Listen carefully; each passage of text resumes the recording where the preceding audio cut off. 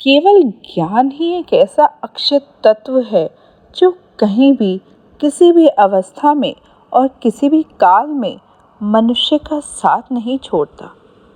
धरती पर जिस प्रकार मौसम में बदलाव आता है, उसी प्रकार जीवन में भी सुख दुख आता जाता रहता है। युद्ध हो या जीवन, सफलता केवल 3 शस्त्रों से प्राप्त होती है: धर्म, धैर्य और साहस।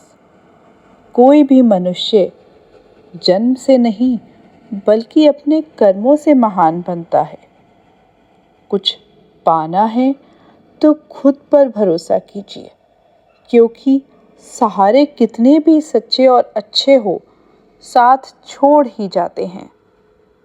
मित्र गरीब है या अमीर मायने नहीं रखता, बल्कि वो आपके बुरे समय में आपका साथ कितना देता है, यह मायने रखता है। धर्म चाहे जो भी हो, अच्छे इंसान बनो। हिसाब हमारे कर्म का होगा, धर्म का नहीं। किसी दूसरे के जीवन के साथ पूर्ण रूप से जीने से अच्छा है कि हम अपने समय के भाग्य के अनुसार अपूर्ण जिएं। खुशी के लिए काम करोगे तो खुशी नहीं मिलेगी, लेकिन खुश होकर काम करोगे तो खुशी ज़रूर मिलेगी। जब आप दूसरों के लिए अच्छा चाहते हैं, तो वही अच्छी चीज़ें आपके जीवन में वापस आती हैं। यही प्रकृति का नियम है। आपका मूल्य इससे तय नहीं होता कि आप क्या हैं, यह इससे तय होता है कि आप खुद को क्या बनाने की क्षमता रखते हैं। हंसता हुआ मन और हंसता हुआ चेहरा, यही सच्ची संपत्ति है। मनुष्य हमेशा अपने भाग्य को कोसता है, ये जानते हुए भी कि भाग्य से भी ऊंचा उसका कर्म है, जो उसके स्वयं के हाथों में है। कमियां भले ही हजारों हो तुम में, लेकिन खुद पर विश्वास रखो कि तुम सबसे बेहतर करने का हुनर रखते हो।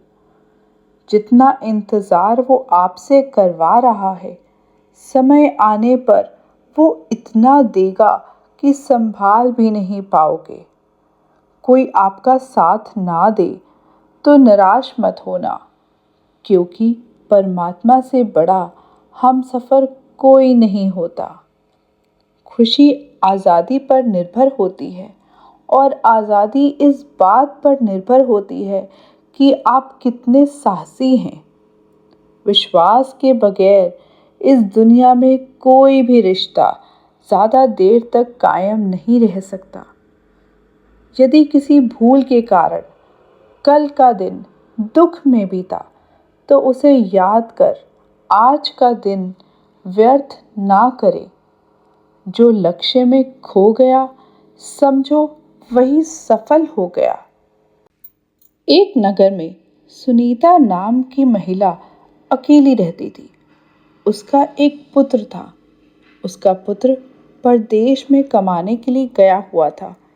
वह जब भी भोजन बनाती तो एक रोटी भिक्षा में देने के लिए भी बना देती थी।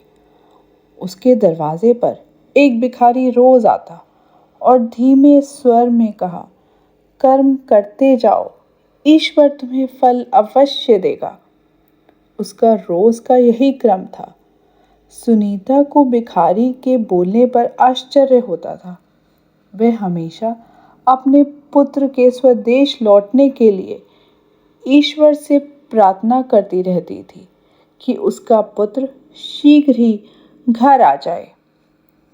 एक दिन उसने दुखी होकर अपनी जीवन लीला को समाप्त करने की सोची, क्योंकि वह अपनी इस नीरस जिंदगी से परेशान हो गई थी। उसने खुद को खाने के लिए जो रोटी बनाई, उसमें विष डाल दिया और रोटियां बना ली। आदत के अनुसार उसने भिखारी को भी उसी आटे से रोटियां बना दी, क्योंकि रोज भिखारी को भी रोटी देती थी। जब वह भिखारी को भी रोटी देने लगी, तब उसे ध्यान आ गया कि वह विष वाली रोटी भिखारी को भी दे रही है। उसके हाथ कांप गए। उसने सोचा, यह मैं क्या कर रही हूँ। उसने भिखारी से क्षमा मांगते हुए उसे रुकने को कहा और तुरंत शुद्ध आटे से गरम रोटी बना कर दी। भिखारी ने उससे कहा, बेटी, ईश्वर पर भरोसा करो, अपना कर्म करते जाओ। कहकर वह चला गया। सुशीला ने विष से बनी रोटियां ना खाकर शुद्ध आटे से बनाई गई रोटियां खाई। एक दिन अचानक उसका पुत्र परदेश से वापस आ गया। सुशीला उसे देखकर फूली नहीं समाई। उसने देखा उसका पुत्र बहुत दुबला और फटे हाल में था। उसने रुआसे स्वर में कहा, बेटे, तुम तो परदेश में कमाने के लिए गए थे, फिर तुम्हारी यह हालत कैसे हुई? शरीर भी बहुत दुबला हो गया है, क्या कारण है? पुत्र मौन आंखों से देखता रहा। माँ ने फिर पूछा, इतने सालों बाद तुम्हें मेरी फिक्र कैसे हुई? मैंने सोचा कि तुम मुझे भूल गए हो। पुत्र की आंखें नम हो आई। नहीं माँ, ऐसी बात नहीं है। जब मैं परदेश में गया था तो मैंने वहाँ काफ़ी धन कमाया। जब मैं वापस घर आने लगा तो रास्ते में डाकुओं के एक दल ने व्यापारियों के साथ मुझे भी पकड़ लिया। माँ ने तुरंत उसे बीच में टोकते हुए पूछा, पर बेटे, उन्होंने तुम्हें कैसे छोड़ दिया? पुत्र ने कहा, उन्होंने सभी व्यापारी को मार डाला। जब वे मुझे मारने लगे तभी वहाँ एक दिव्य रोशनी आई। उसके बाद मैं बेहोश हो गया। जब होश आया तो मैं अपने घर के बाहर खड़ा था। सुनीता ने इसे भगवान का चमत्कार ही समझा। उसे तुरंत उस भिखारी की बातें याद आ गई। कर्म करते जाओ, ईश्वर तुम्हें फल अवश्य देगा।